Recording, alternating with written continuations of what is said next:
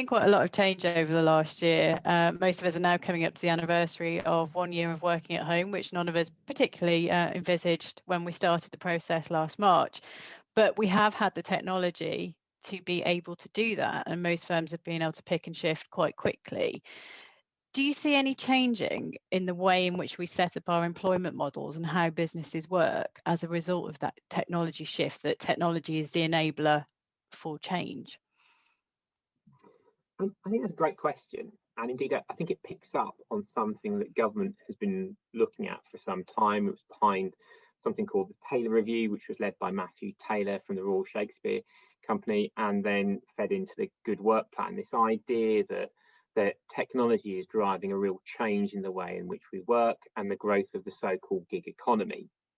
So the economy where you are recruited to do a job or a specific piece of work, so a gig. But from my perspective, I think the technology is changing two things. So firstly, it's changing the way we engage with labour, and I'll come on to tell you what I mean by that in a moment. But it's also then driving a greater flexibility in how and where we work, and I think that is something that's become particularly apparent as a consequence of the pandemic, sort of the breaking of the taboo of the remote working. But just sort of articulating what I mean by there being a change in how we engage labour. Although there's a lot of sort of press and sort of talk about how the world of work is massively changing, and there's people like Uber, Pimlico plumbers, Amazon changing the type of workers, there's a lot of hoo-ha about 0 hours workers. In truth, we've got the same three categories of worker or labour as we always have had. You know, there's self-employed, there's the worker, and there's the employee. But, and this is the big but, there's been an increasing diversity in how a company splits its workforce. So there's been a move away from employees, the people at the top of the tree with the most employment rights, and a real growth in both worker and the self-employed.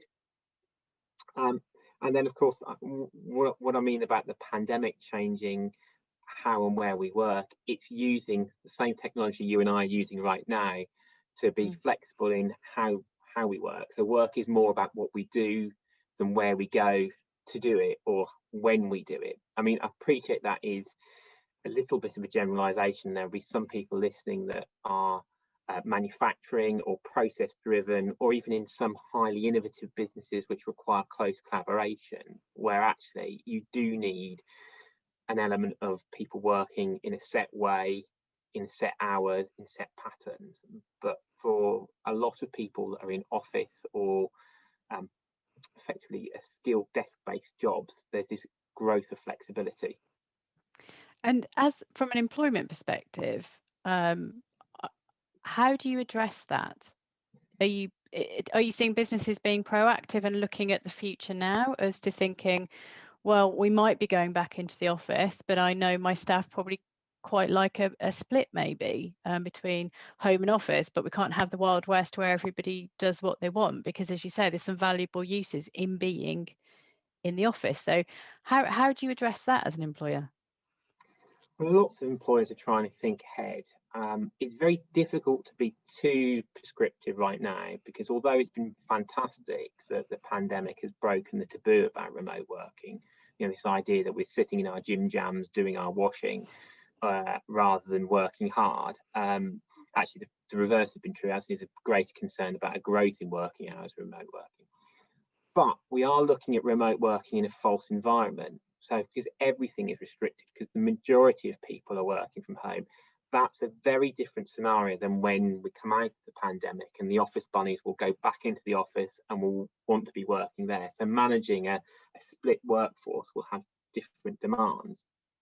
But the employers that are really looking ahead at the moment are thinking about some general rules about remote working. So how will it work? Is there a certain percentage that you envisage employees will be splitting? A bit like some of the clients I've been working with as part of our London practice, where it's traditionally Fridays is a day when the city's dead. So there's been an element of remote working on that day for a long while. So there may be a slight continuation of those things. And then I think when you start getting into that, you're analysing what really then requires a change in terms and conditions. Are you looking at pay? Are you looking at any restrictions on where you may be based? So, you know, will you have a geographic limitation as to where you can live in proximity to your office? There's quite a few things you need to work through, but it starts from, I think, planning now how you will see remote working being integrated into your workforce post-pandemic. And do you think that actually remote working gives opportunities for growth for a business and a more flexible workforce? So, for example, I could live in Cornwall, but want to a job in the city, which I might not have been able to do before. And we all know as lawyers that we probably would have had a London waiting to salary. So how are they going to capture all of that? Or does that come back to your rules as to what are the rules of the game in terms of how and where we work?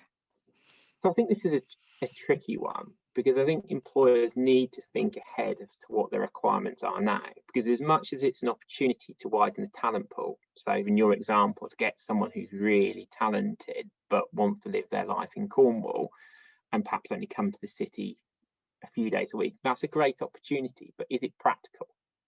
Now, what requirements will there be for them to be in the office? Do they work in a role which involves team collaboration? How is that really delivering? Are they required to meet customers? How does that work? And then start working through some of the consequences. What do you do about salary? Now, I think you've picked an example was quite easy in some respects, in that you've got someone working really quite geographically remote. I think the hardest scenario is this: if you have a London waiting, and someone comes in, was given a freedom to come in to the office maybe only 60% of their time? What do you do about pay? Because there'll be some people in your workforce that would come into the office every day. They love the office. What about those that only come in occasionally? Can you reduce their salary? And I think it may only become apparent when you've got a greater understanding as to what you're paying. Because when you look at pay disparity, and I looked at this in the summer actually, waiting for location actually is generally a relatively small part of someone's overall pay. So I think there's probably a time, a practicality and an administrative hassle factor that one has to look into, particularly when you then have to overlay that if you start paying those working remotely less than you do in the office, and the equality characteristics perhaps of those two groupings, you could have an equality issue. I think it's interesting from an employment perspective, because an employer, you want a culture among your workforce and you want to be able to manage performance, make sure everybody is being treated as they should be. Does that pose any challenges if you're working remotely? Yeah, absolutely. Where people, I'm thinking people are more distant and you don't perhaps see or hear as much as what's going on. Well, I think one of the things I've heard from a lot of clients is how difficult managing remotely is for some. So those that have traditionally managed by using the emotional intelligence they have in picking up what they see from those they're working with, subtle change in moods, looking at whether or not they are heads down working, how to allocate work. It's very much difficult to do that remotely. But what we also know from some research is that there can be sort of groupings develop where you have people who work either fully or partially remotely and people who work fully and less remotely in the office. And actually avoiding there being less favourable treatment of one group is going to be absolutely key. So how do you make sure that perhaps if you've got a group of people that you're looking for succession in talent pool, mentoring, those sorts, how do you make sure everyone's being treated equally? How do you get the right people participating in meetings? You don't quite want to go to what I've heard some Japanese companies have done, where they have an in-office robot, so that effectively those working remotely get taken to the same meetings as their in-office colleagues. I think it's quite an interesting one in terms of actually how far you go with the technology, though, to drive behavior, because I have heard of some businesses where they can tell when you're logging onto machines and what you're doing throughout the day, which very big brother watching. But is that actually with remote working going to become more prevalent? And actually how do you stop that destroying a culture? I'd love to see the data privacy impact assessment of the companies that have moved, Exactly. because I suspect that they've got some issues as to how they are justifying what they're doing. But I think, from my perspective, the issue of trust is at the heart of remote management. And ultimately, what managers are having to do, and it's slightly harder because you're not physically seeing people throughout the working hours as you would do if you're in the office, is you need a culture of trusting employees, and also you have to be better at managing people on outputs. So okay, what have you actually delivered? And I think that will be an issue that drives, for example, one of the things I see, which is about performance management and disputes that arise from that. And that managers are going to have to be better at trusting them to deliver, and having set really clear expectations as to the level of performance and the actual task in hand, and then managing the outputs when that is or isn't delivered. I think that will be the harder challenge, but it starts, I think, remote working has to start with a trusted relationship with the employees, because otherwise it will just fail. And if you're looking for a trust in that relationship, and I think it is very much the case with the remote working. I think everybody's heard it referred to as shirking from home in the past. I think hopefully, if nothing else, this pandemic has changed that perception of working from home. But do you see a rise potentially in things like employment tribunal claims related to home working, whether that's I was refused the opportunity to work from home, or there's been performance management issues that may not have been handled as well as they should be? Are we sleepwalking into a tricky period of time for employers? I think there's two things which you've hit on which are really important. So firstly, I think it'll be harder to refuse requests for flexible working for employees that have worked successfully remotely in the pandemic. And I think for those employers that have got issues with people working remotely that will trigger them to say, actually, I don't think this will work, the challenge is to articulate this really clearly and objectively, so you're not seen as a Luddite, someone that's trying to effectively ignore the massive evidence that's come out from the pandemic about A, how practical it can be to work from home, but B, actually there's quite a lot of evidence that the blurring of the line between work and home has meant people have worked longer. The second aspect about performance management remotely triggering a rise of claims, I can see that happening, because we know that managers can sometimes not wish to have the difficult conversation. And I'm not saying that as some sort of noddy know-it-all lawyer. I think it's very difficult to sit across the table from someone whose personal circumstances you might know that they're planning to get married, what their mortgage is, plans to move, to then say, look, you're not performing well, and it could ultimately, we all know it, end up affecting your employment. But the heart of those conversations is going to be judging what conversations need to be had in person and what remotely, because as humans we know it's easier to judge the reactions by someone in person than it is with all the way in the world via remote. So it comes back to your earlier question about employers planning for remote working rather than allowing it just to all come, because I think you need to think about the scenarios in which management still needs to go on in the office. So just picking back up on your point about the extended day, and actually the converse to managing too little work or fewer outputs, etc., is the fact that the day has extended for a lot of people because you have lost that commute, and there is the perception that they're more productive at home.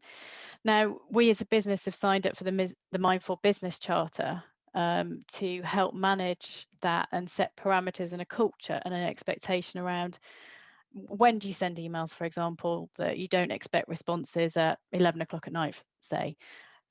Are you seeing a rise of that in conjunction with a remote working environment? Great question.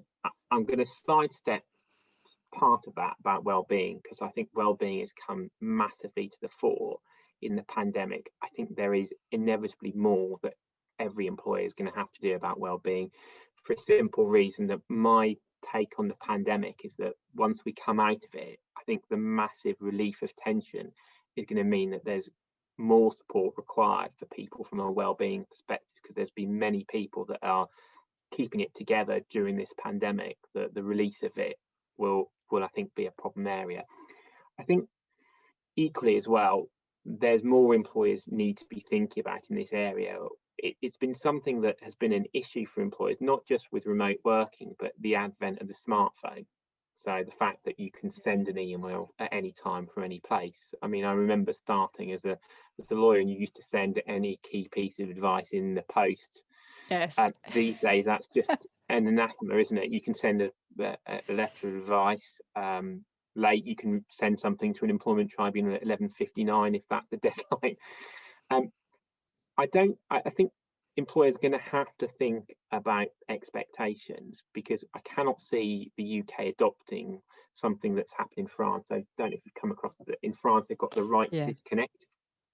So this is a right that you have to effectively turn off your emails at a certain point in the day. I think that's a bit too restrictive, particularly if you take, for example, and I know this is pandemic related, homeschooling. So we as a business have tried to allow employees to balance the real difficult thing of homeschooling your children whilst trying to hold down your job to meet the expectations and to try and be flexible. So I think what employers need to find is that happy middle ground of allowing some employees an element of flexibility to say, look, this is how I work, but you don't have to work in this way. Because if I'm sending you an email that might read it's come at 8 o'clock because I've chosen to do that because it's for various reasons my time for working, then you have to have an expectation of when the other person starts. So I think it's going to have to come from the top a little bit. So what are the expectations? And then I think employees are going to have to be understanding and flex a little bit. I think that comes back to how well you know your colleagues as well. I've started seeing on email footers now in signatures that one of my clients says, I do work not strange hours, but I work outside of perhaps normal working hours, but please don't take that as I expect a response from you at that time, which I thought was a quite nice way of doing it. And you got an insight into them actually, and they become a person. But again, it comes back to this trust. Well, someone said to me the other day, if you said last year that you would have seen it inside a number of your clients' homes, or indeed even your work colleagues' homes, I'd have laughed in their faces. Whereas actually some of my best clients now, I know, their kitchen. I've seen where they, work. It's been quite an advent in the last sort of year. But I do think there needs to be more around the boundaries and the expectation setting, particularly if remote working is going to be there. And I think it's got to be three things really, hasn't it? It's what's the expectations for the role to deliver? Do you need to work a certain time? Because for people like you and I, Ruth, clients do need to know roughly when they can ring us. Yeah. There's also for people like me who've got a team, you need to be saying, okay, well, how do I manage them? How do we engage with one another where our working days need to overlap? And then there's the third aspect, which is individual. What works for you? How can you balance your own work life? And at the heart of that is trust and communication. Yeah, absolutely. And I think that seems to be the overriding theme for remote working, that done well, it is incredibly successful, opens up a whole avenue of workforce and people that you might not have had access to, but it does require a trust on both sides.